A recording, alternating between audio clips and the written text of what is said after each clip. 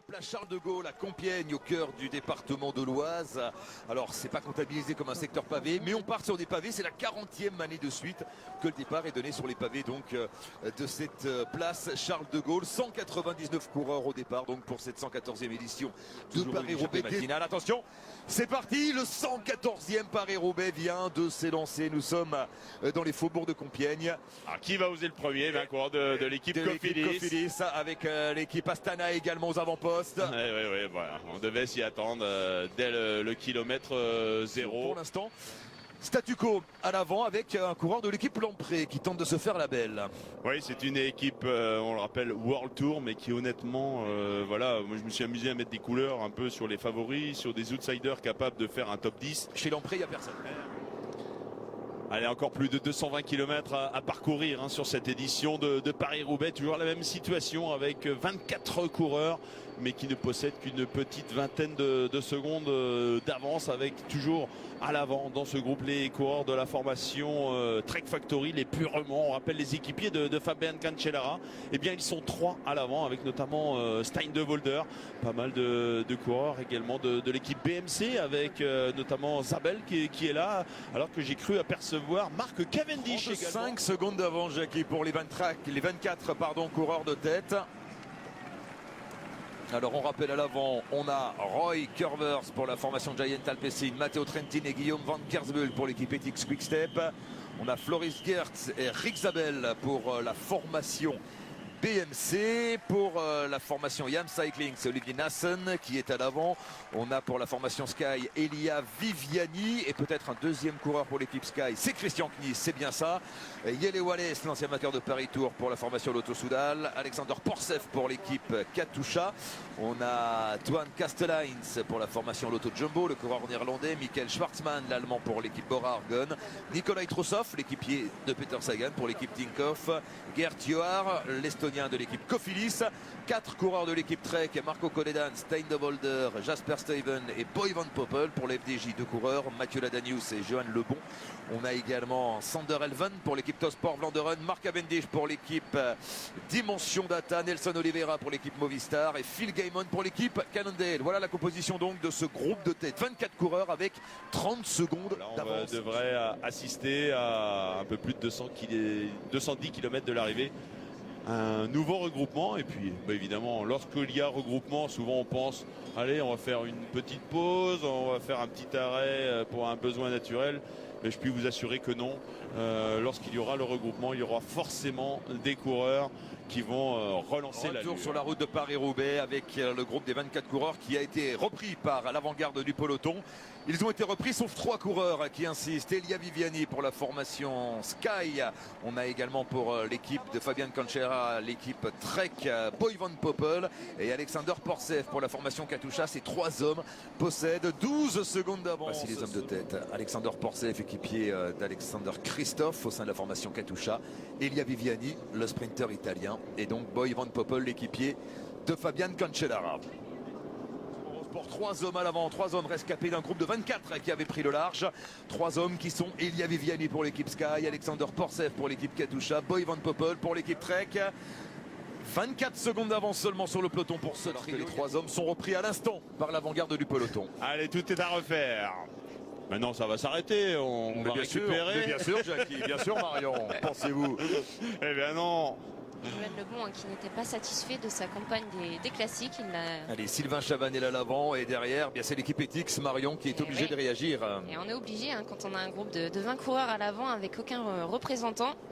Et derrière, on doit s'employer. On voit la formation également Lotto Jumbo derrière qui réagit. De secondes, et on a la composition de ce groupe de tête. On va pouvoir donc vous détailler ce groupe de tête avec 2 hommes de l'équipe Orica Green Edge. Matthew Heyman, l'Australien de 38 ans qui dispute son 15e Paris-Roubaix. Il y a également Magnus Cort Nielsen à l'avant pour l'équipe Orica Green Edge.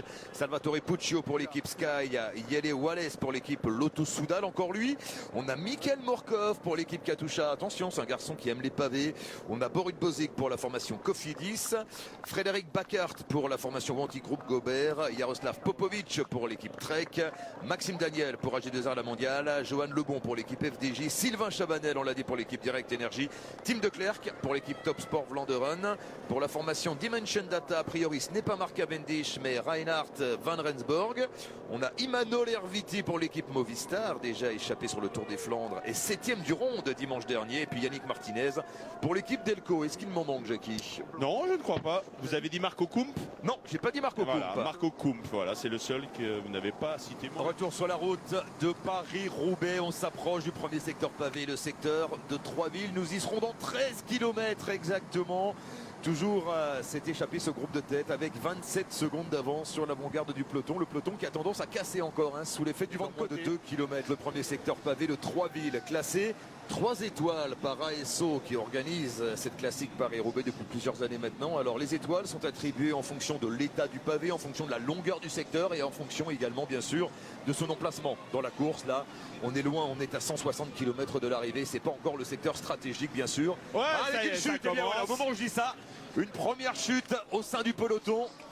On avait été épargné depuis le départ. Le 225 à terre, c'est Moreno. Non, c'est Oliveira, pardon, pour l'équipe Movistar. Ouais, une chute qui est intervenue plutôt dans la dernière partie du peloton. Retour sur la route de Paris-Roubaix dans quelques instants, dans quelques mètres. Les 15 hommes de tête vont entamer le deuxième secteur pavé de ce Paris-Roubaix 2016, le secteur pavé de Viely à Kievi, mon cher Jackie, avec une cinquantaine de secondes d'avance sur le peloton. C'est un scénario plutôt inhabituel. L'échappée n'a jamais pu prendre du champ depuis le départ de cette édition. Et voilà, moins d'une minute donc à l'entrée du secteur numéro 26. C'est toujours l'heure du ravitaillement en ce qui concerne les coureurs du peloton. Un même peloton qui a légèrement levé le pied, puisqu'on s'est aperçu depuis quelques instants que l'écart est remonté. Pratiquement 1 minute 30 entre les hommes de tête et le gros du peloton. Le 218.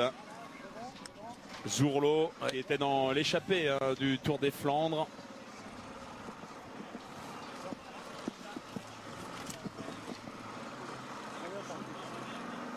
Le 114 également qui est tombé, c'est Oscar Gatto. C'est un coup dur, hein. C'est le seul coureur qui avait réussi à accompagner Peter Sagan sur le Tour des Flandres dimanche dernier, assez loin dans la course. On voit Steven Tronet là-bas faire un peu de cyclocross. Et Lars Boom également, on le voit avec son maillot Astana sur la gauche. Essayer de remonter quelques places. Voilà, on l'a dit, il ne faut pas vraiment s'affoler en début de course. On peut traîner derrière, mais lorsqu'il y a des incidents comme ça, c'est un peu dommage. Retour sur la route de Paris-Roubaix avec les hommes de tête qui vont bientôt entamer le secteur numéro 22, secteur de Capelle-à-Ruenne, qui est le seul secteur pavé en côte sur Paris-Roubaix cette année, avec des passages à 7%. C'est un secteur qui n'avait plus été visité depuis 3 ans et qui fait donc son retour sur le tracé de l'arène des classiques. 14 hommes, 13 hommes plus exactement à l'avant, donc avec une avance de 2 minutes désormais sur un premier peloton. Un peloton qui s'est scindé en deux. Et dans un deuxième peloton, on retrouve certains favoris comme Niki Terpstra et Lars Boom. Oui, qui ont été pris dans la chute tout à l'heure et qui vont tenter désormais de faire la jonction avec le gros du peloton. On retrouve les hommes de tête dans le secteur 21, long d'un peu plus de 2 km entre Curenin et Emmin. Voilà, on le voyait, 3 étoiles. Un secteur qui pour l'instant est quand même relativement sec. On rappelle que dans un peu plus de 25 km maintenant, les hommes de tête vont se trouver du côté d'Arambert pour le passage de la terrible tranchée ou la trouée. Nouvelle chute au sein du peloton. Allez, toujours un peu de cyclocross, voilà, un peu d'humidité et puis patatras. Ah bah on coupe vraiment là-bas. Hop là, un peu de cyclocross. C'est bon ça. Et Lars Boom, allez, c'est reparti, toujours à l'arrière. Ouais, avec Matthias Brandle, avec Sveintoft ici en dernière position. Alors un coureur de l'équipe Katusha là qui reste à terre, le 288, c'est Porcef effectivement qui a été échappé très longtemps au début de course. 3 minutes 30 d'avance désormais pour les 13 hommes de tête sous l'impulsion de Tony Martin et l'équipe ETX qui a décidé de durcir la course. On sait qu'il est capable évidemment de rouler ainsi. Et Tom Bonnen est bien là. Alors on fait le point, regardez, tout le monde est en train de se retourner, peut-être pour voir où sont les différents équipiers, mais surtout voir l'attitude des autres leaders. Seb Van Marke est bien présent. Fabian Cancellara est-il là? Peter Sagan est-il là? Moins de 110 km à accomplir dans cette édition 2016 de Paris-Roubaix. 13 hommes à l'avant, le peloton. Le premier peloton pointé à 2 minutes et 51 secondes. Et regardez le retard du groupe Sagan-Cancellara par rapport au premier peloton. Il y a quand même 40 secondes à boucher. Et on rappelle, hein, il y a eu une chute sur le dernier secteur pavé et puis ça a coïncidé avec une accélération des coureurs de la formation Ethics. Il a mieux représenté donc dans la première partie du peloton. Et Fabian Cancellara, Peter Sagan se sont donc fait piéger. Et désormais ces coureurs ont demandé à leurs équipiers évidemment de réduire l'écart. Dans la roue de Jaroslav Popovic qui va découvrir une dernière fois la trouée d'Arambert. Un passage entièrement barriéré bien sûr pour protéger les coureurs. Ah, ça a bien séché par rapport à hier quand même, heureusement. Après Popovic, quelle va être l'attitude de Popovic? On sait que Fabian Cancellara est en train de perdre tous les équipiers. Il n'est pas impossible de voir l'Ukrainien à la sortie de la trouée d'Arambert se relever. Tom Bonnen est en train de, à son tour, rentrer dans la tranchée d'Arambert avec Tony Martin, Wagner, Jens Stannard, Durbridge et Edvald Boasson-Hagen. Et toujours 50 secondes de retard hein, pour le groupe Sagan-Cancellara par rapport au groupe Tom Bonnen qui entre à son tour dans la tranchée d'Arambert. Là, de toute façon, Fabian Cancellara, Peter Sagan sont obligés de profiter de ce terrible chemin pavé pour essayer de faire la jonction. C'est Cancellara en personne qui ouvre la route désormais dans la trouée d'Arambert, mais un troisième échelon de la course.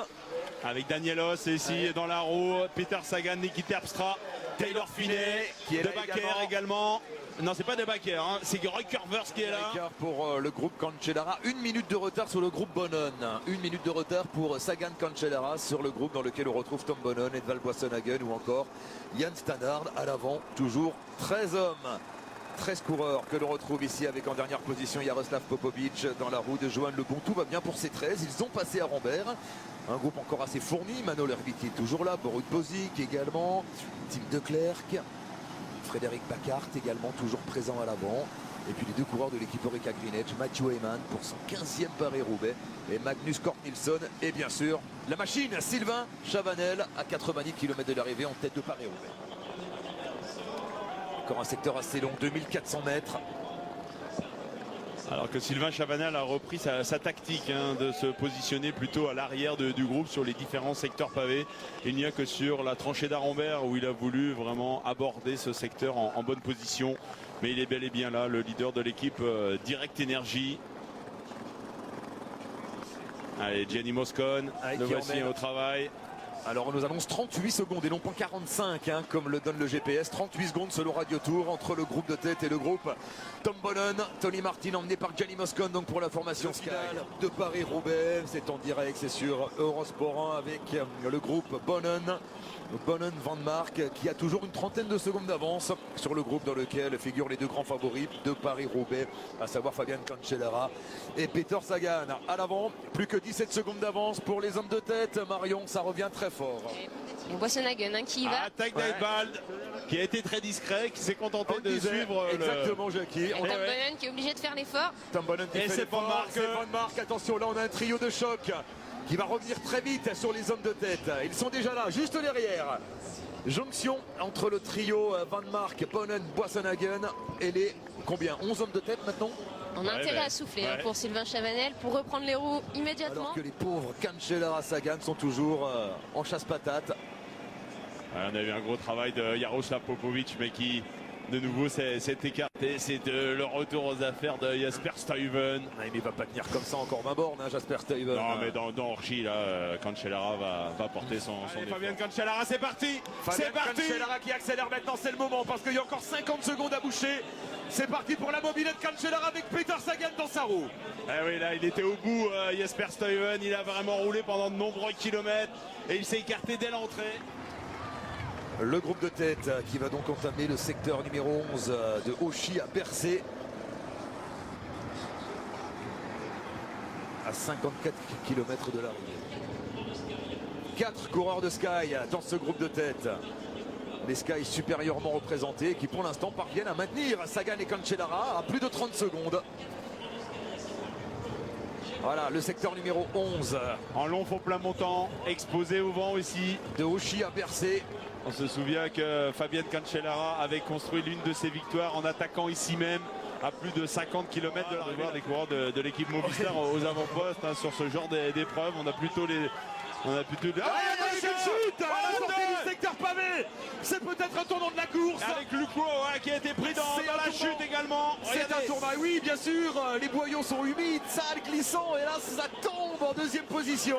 Et c'est Gianni Moscon qui se retrouve au sol et qui amène son leader Lucro dans la chute. Stannard est passé. Hein. Ça c'est un tournant, ça va peut-être permettre à Sagan et Cancellara de retrouver. Sagan et Cancellara pointé à 34 secondes de la tête de la course, désormais avec Niki Terpstra, avec perte de backer également, Luke Dordridge.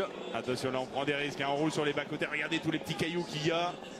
Attention de ne pas commettre la crevaison, on rappelle, si Sagan crève. Attention, c'est Puccio qui est parti à la faute également. Allez, Sky décimé en l'espace de 2 virages. Regardez Puccio. Et oui, Puccio qui part à la faute également. C'est l'hécatombe pour la formation Sky. En plus, Stannard qui est ralenti. Ouais, et cette bonne marque va en profiter apparemment pour accélérer à la sortie de ce virage. Les Sky sont tombés comme des mouches là, en l'espace de 2 minutes. Ils étaient 4 et il n'y en a plus qu'un. Et Tom Bonnen qui y va. Et le groupe Sagan Cancellara a toujours pointé à plus de 30 secondes. On les retrouve, les duettistes. Cela fait 70 km qu'ils sont en chasse, Sagan et Cancellara. Et là, comme ils n'ont plus d'équipier, c'est à eux de se dévoiler. Fatal, cette Van Mark, souvent placé, jamais gagnant dans Paris-Roubaix. Elle est là, la boue. Ça a séché quand même. Bah, en roulant au milieu, il n'y a pas de souci, mais regardez, dès qu'on va aller sur les bas-côtés. On y est. On vous avait annoncé de la boue sur Mont-Saint-Pével.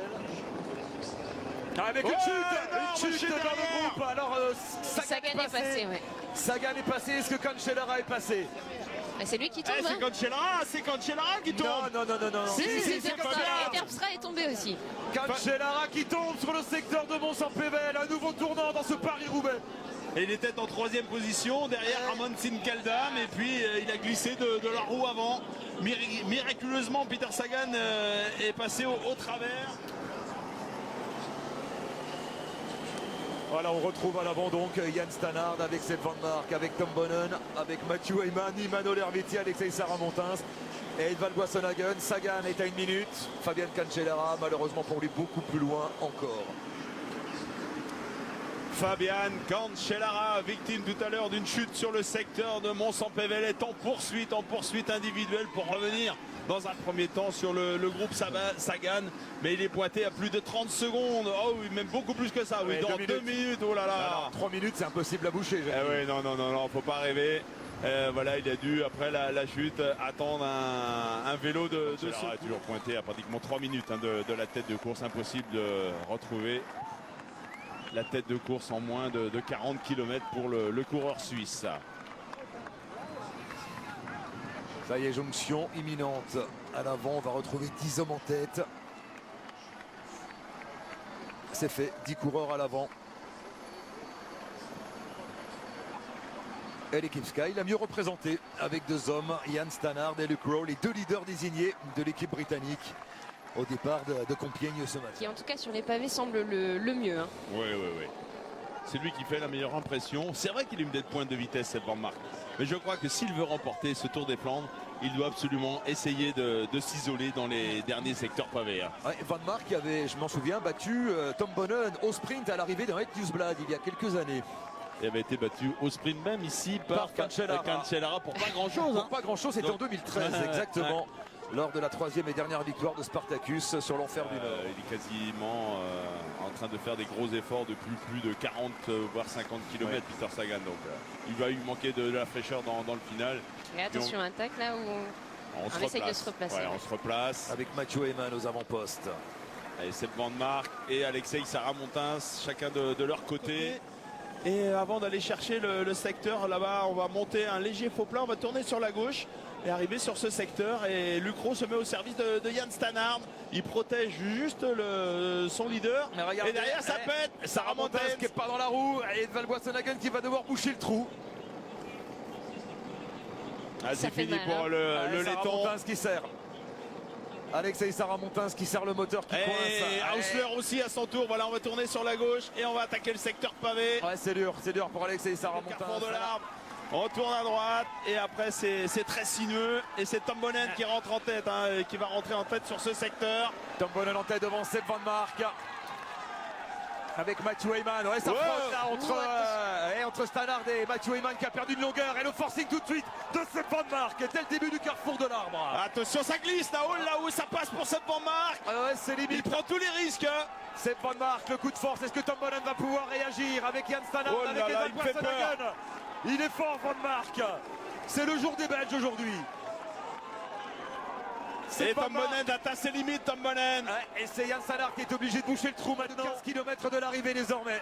Est-ce qu'il est capable de résister seul, Sepp Van Mark? J'ai quelques doutes. On va peut-être avoir 4 coureurs à se disputer la victoire au sprint. Ouais, Attention, il peut encore se passer des choses sur la fin de ce secteur.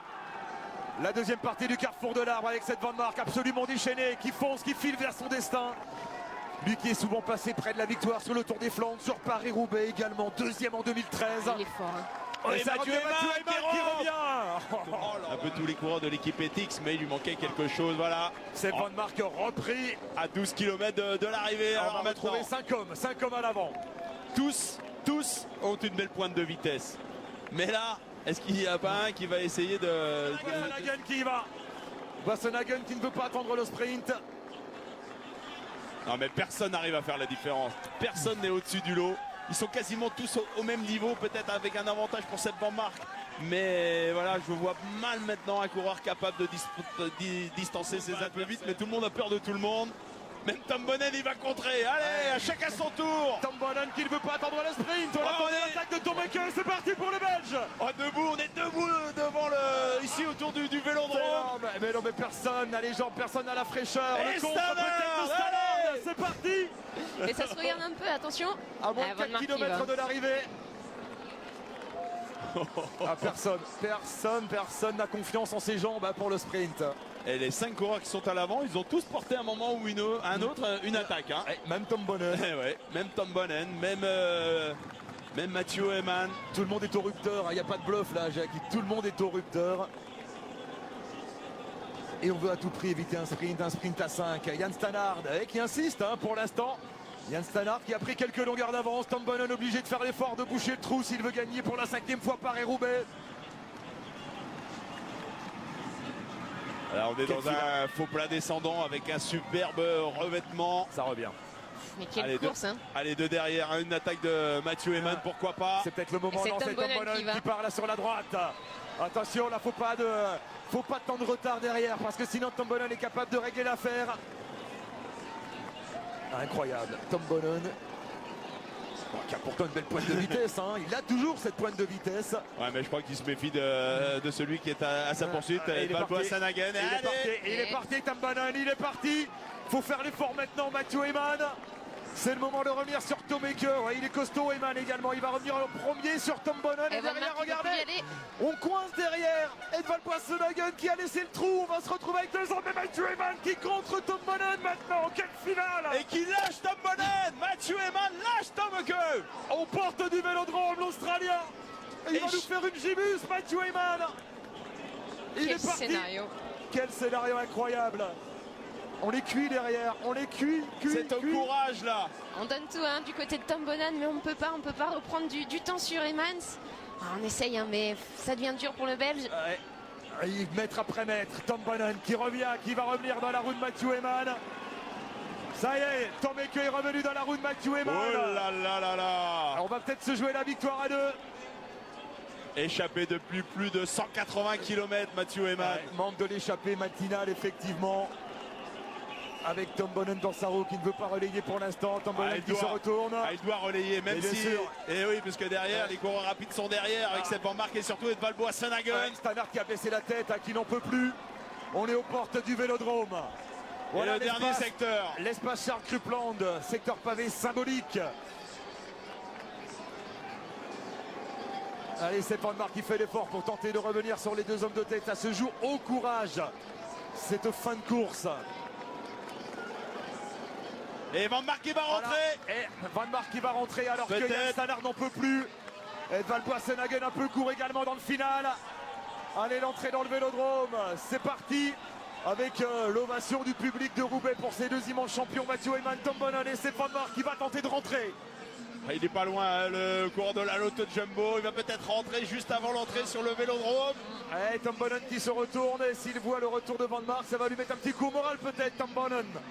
Ça y est, on rentre dans le vélodrome. L'entrée dans le vélodrome. Et Van Mark, il est là, Van Mark, il est rentré dans les roues. Il est là. Il est là, c'est Van Mark au prix d'un effort surhumain.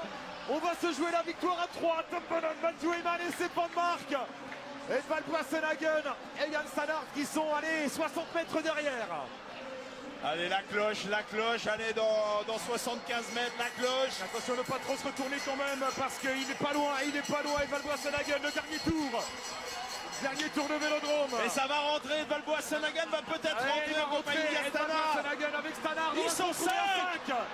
Le sprint à 5. Avec Tom Boonen en bas de la piste, Mathieu Hayman, c'est Van Mark qui sera le plus frais dans ce final. Un demi-tour encore. Ah, ça va être un sprint court, tout le monde est au bout du rouleau. Avec Mathieu Hayman qui fait l'extérieur. Mathieu Hayman qui prend la tête. Mathieu Hayman en tête, c'est Van Mark. Et Valboassenhagen Et qui est attention, Boonen enfermé. Et Stannard à l'extérieur, pourquoi pas. Mathieu Hayman toujours en tête, Tom Boonen pour une 5e victoire. Mathieu Hayman en tête. Mathieu Hayman vainqueur de Paris-Roubaix. Tom Boonen qui revient, Mathieu Hayman qui s'impose. Membre de l'échappée matinale. Mathieu Hayman qui devient le 2e Australien à remporter l'enfer du Nord après Stuart O'Grady. 6e place pour Heinrich Hausler, 7e place pour Marcel Sieberg et 8e place pour le laiton Alexei Saramontas. 9e place pour l'énorme Imanol Erviti, mais Mathieu Hayman qui s'impose. Jackie, c'est hallucinant ce qu'a fait l'Australien à bientôt 38 ans. Maintenant pour une place, la 10e place maintenant. La 10e, c'est Eh bien oui, ça, Jackie. il y a la encore 10e des petits place. points accrochés.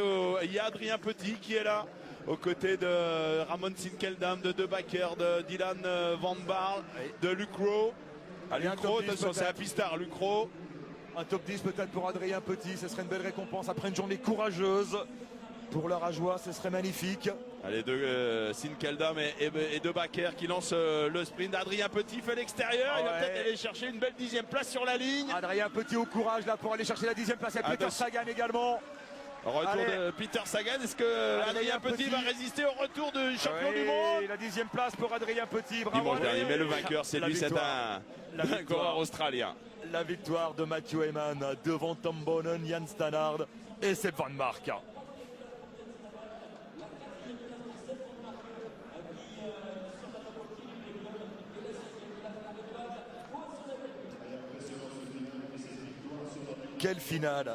Quelle finale avec la victoire de Mathieu Hayman qui est le 2e Australien à remporter l'enfer du Nord après Stuart O'Grady, 9 ans après Stuart O'Grady.